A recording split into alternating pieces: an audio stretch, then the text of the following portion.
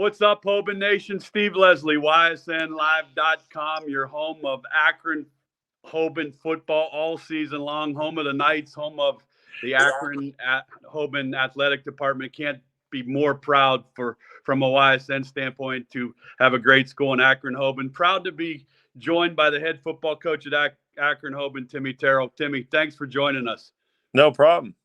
First of all, again, I just want to say on behalf of DJ and Brian and myself to everybody at Hoban, we are thrilled to be a part of the Hoban Knights. Academically, athletically, it's a great high school. It's a great institution. So first and foremost, welcome aboard YSN. No problem. A little bit. I try to keep telling everybody we need a little bit more Youngstown in our life, so this is helping. Well, here, I wore this for you. We need a little bit Youngstown. I know you appreciate that. I guess I'll start with you. State championship runner-up. Take us from there. How has the off-season been? It's been good. We always have a really good program in the off-season. We gave them, I think, 30 to 40 days off through Christmas break and started right back up that second week of January when we got back to school.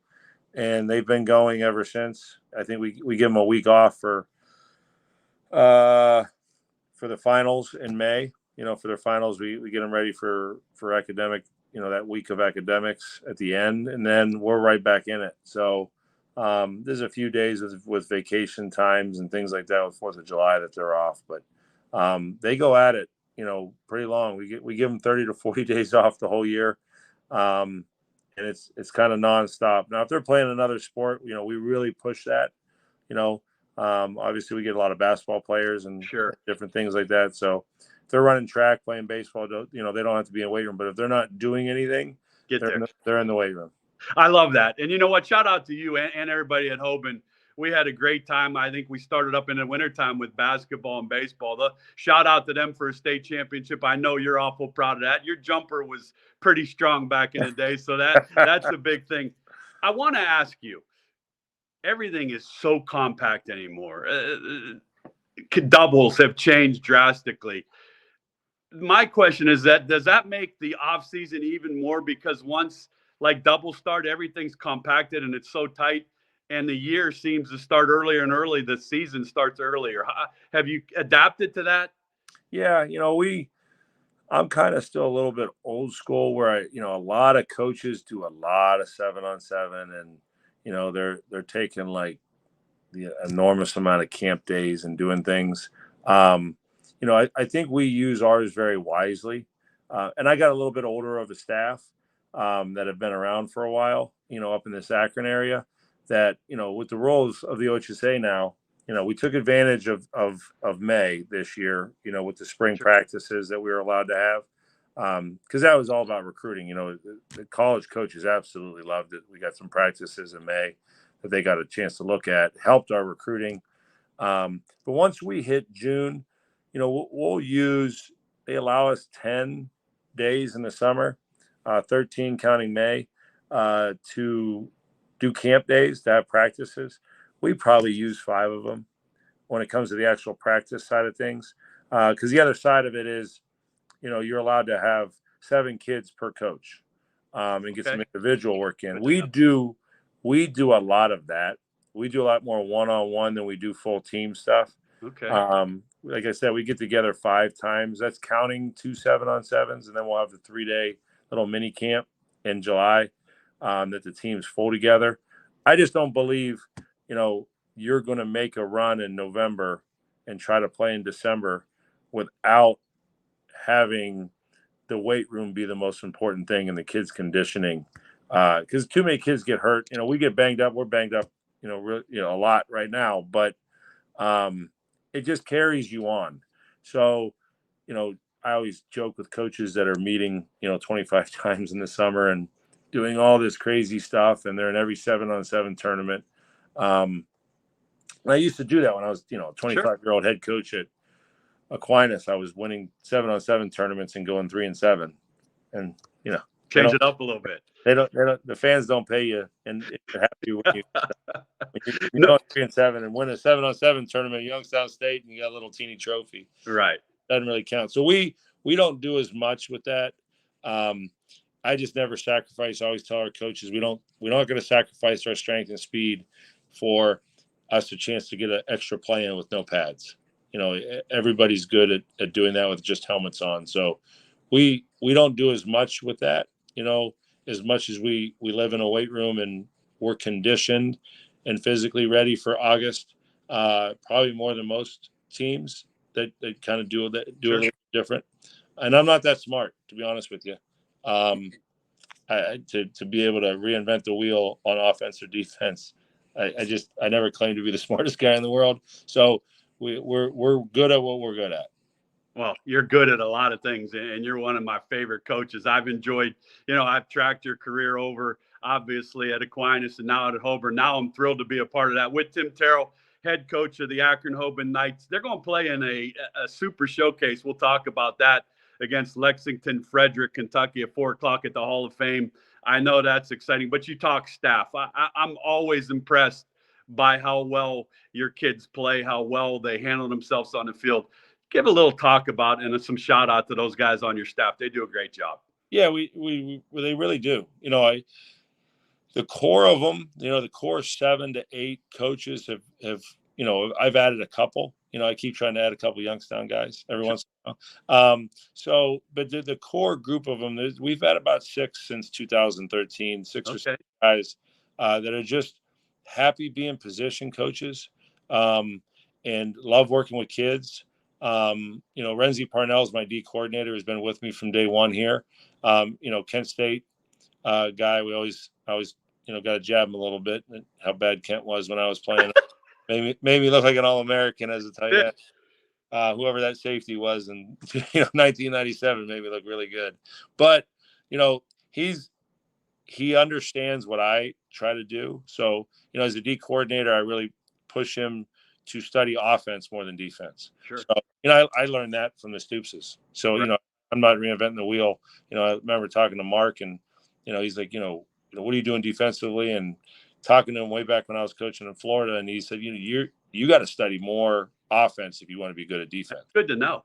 So, I've never thought of it that way, but that's the truth. I mean, yeah, so you're one step ahead. And so, he does that constantly. He goes in clinics as he's an offensive coordinator, and he's really the D coordinator all off season. And, Matt Richardson, former Penguin, him and Matt Saunders. Matt Saunders has been with me at Aquinas and in Florida. And then I just got him back 2 years ago to come back with me at Hoban. He was doing some public school stuff, making more money. Now he wants to try to win games. So he's back with me. They're kind of co-coordinators on the offense.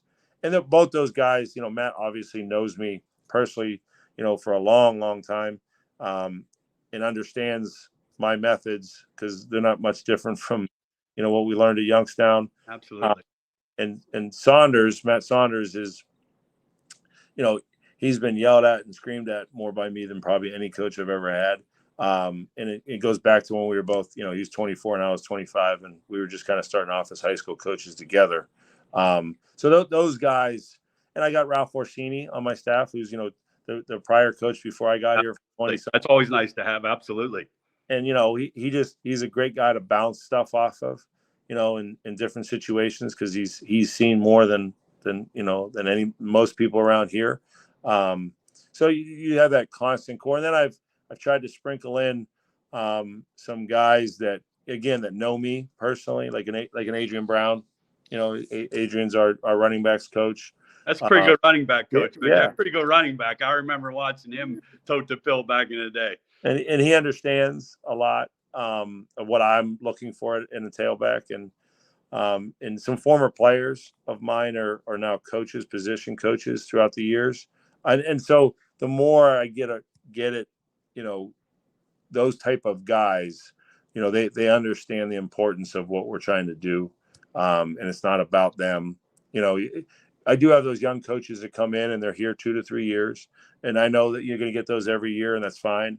They want to be coordinators or head coaches one day. And I love that. I promote that, move on, go get a better job, go be a head coach. And I got a lot of coaches now that have been on and, head coaches and successful now, or coordinators somewhere. And it's great for them. But the core, 6, 7, 8 guys, those are the guys doing film on Sundays. those are the guys that are, 24/7.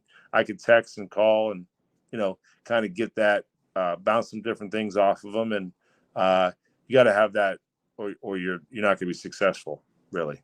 Well, shout out to all those guys. Shout out to your staff. Looking forward to meeting a lot of those guys. I know Adrian and Coach Rich I haven't seen in a long time, so I'm excited about that. With the head ball coach of the Knights, Tim Tyrrell, Lexington Frederick, Kentucky, 4 o'clock at the Hall of Fame.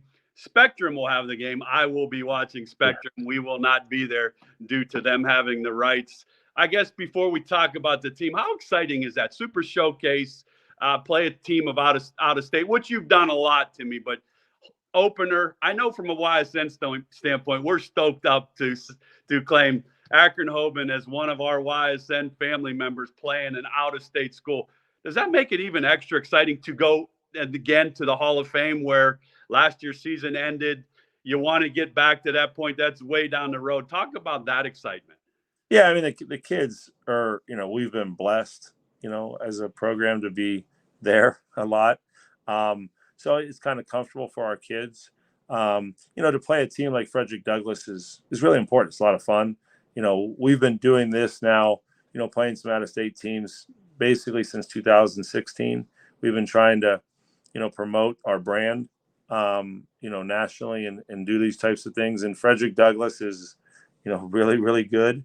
It's a little crazy to play in week 1. I wish it was 2.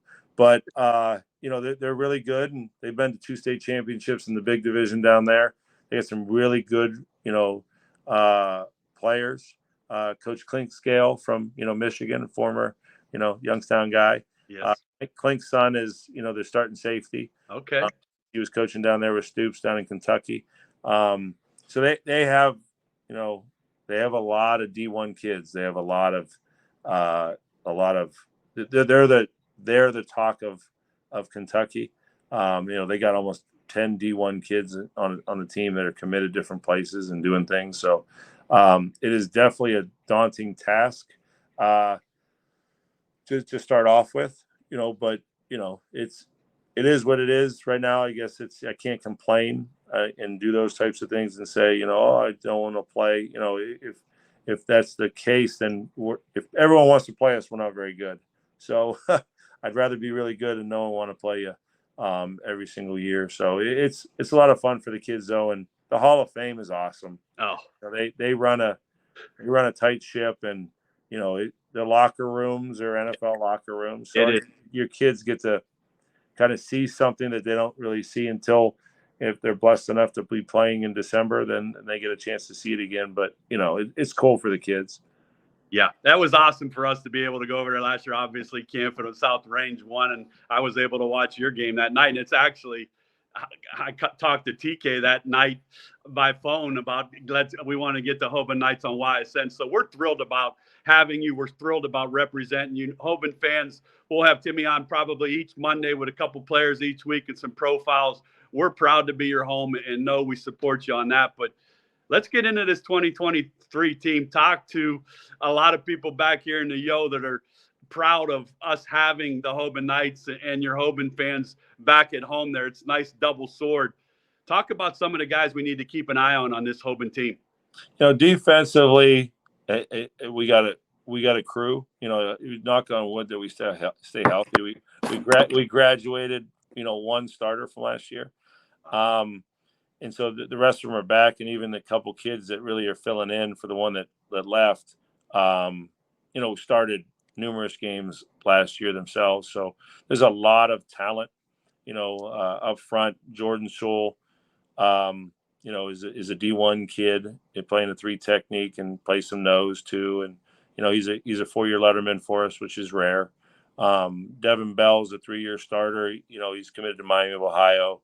The free safety Tyson Campbell is, going up to, Zordich got him, he's going up to Central Michigan, and you keep those Youngstown ties. Yeah. Zordich comes and brings me pizza, so I got to give him a kid every once in a while. His nephew Alex is one of the best in the pizza business. You know that. Yeah, I know.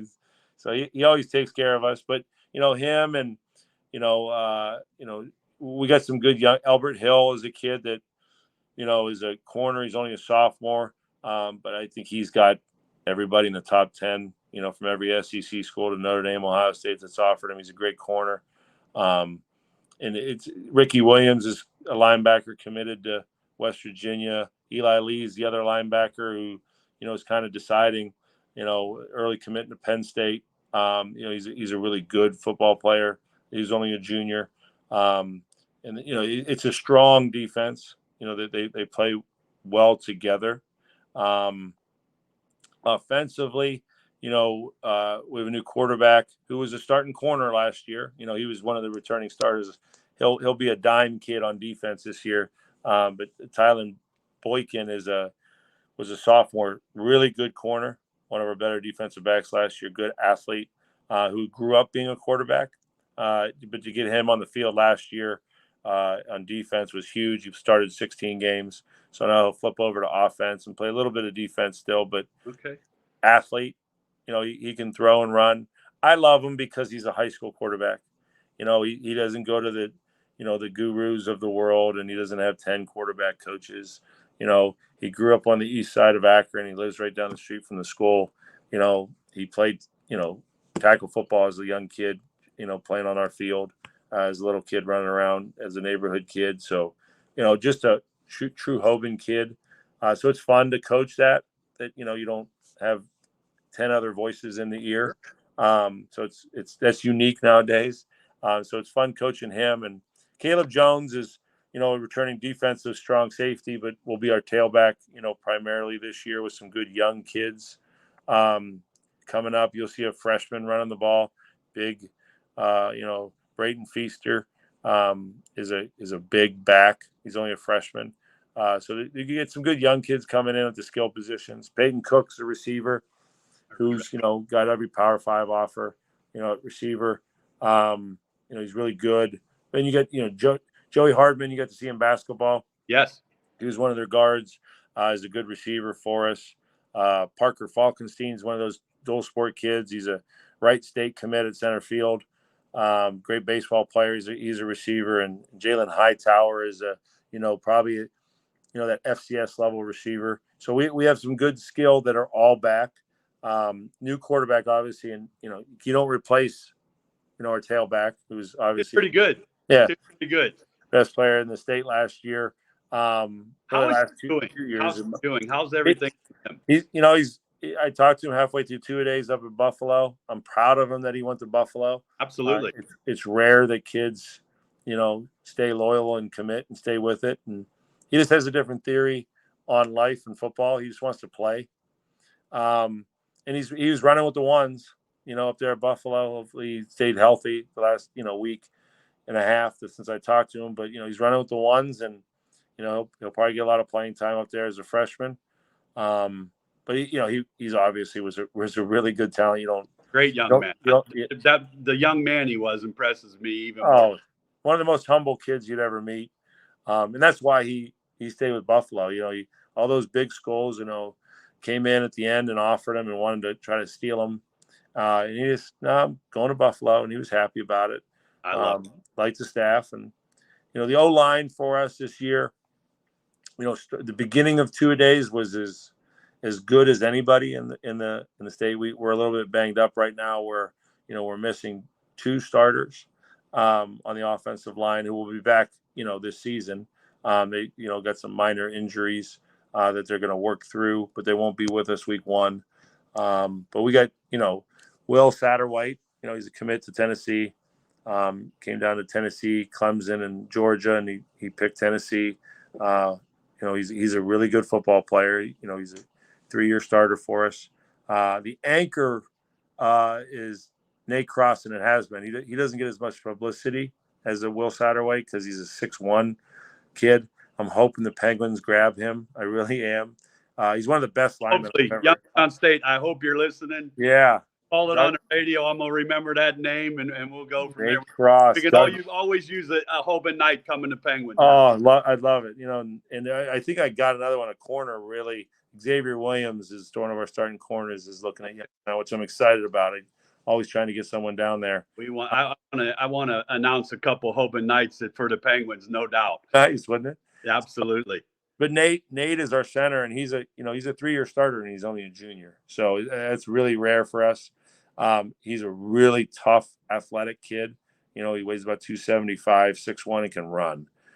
So he's the anchor. And Javon Lindsay's another kid that started a lot for us last year.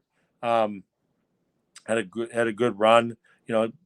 Had some injuries here and there last year, but he's a really solid kid for us, and some good young kids. We had a couple sophomores starting in for the older kids that are missing right now. But it'll be with that group. It's going to be getting better every week. They're going to make some mistakes tomorrow. It's going to be part of it. Understand that. They'll be pretty young at, but it's okay. That's we want to be hitting the high point in November, not Sure. August. So that'll be our group. That's going to be they'll be good. They're just going to be young, so they're going to get some experience as we go along. Especially in these first 3 weeks, we got everybody we're playing was in a state championship. Yep. So it's for their state. We're out of state 3 out of 3, the first 3. So it'll be a good group. And our punter and kicker is back, Ryan Burns, which is always a plus.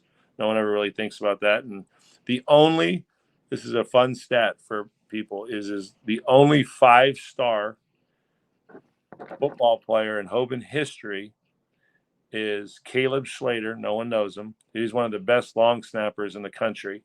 So he's a 5-star long snapper. He goes to all the camps, does everything. And offers have to be off the chart. I mean, that's not an easy craft. No, and he's a very talented kid, ex-lacrosse player that's fast and can run. And I always joke with the skill kids because everyone forgets about him because all he does is snap. Never has a bad one. Hopefully that never changes. But I joke with the older kids, the skill kids that are, oh my God, I'm going to commit here. I'm like, yeah, but you're not a 5-star. And they always go, oh, you're talking about Schlater. Yep. But the kid really, it's good to have back. Those are one of those things you don't think about until you watch a snap go over someone's head. Sure. And you're like, oh, we just lost the game because of a snapper.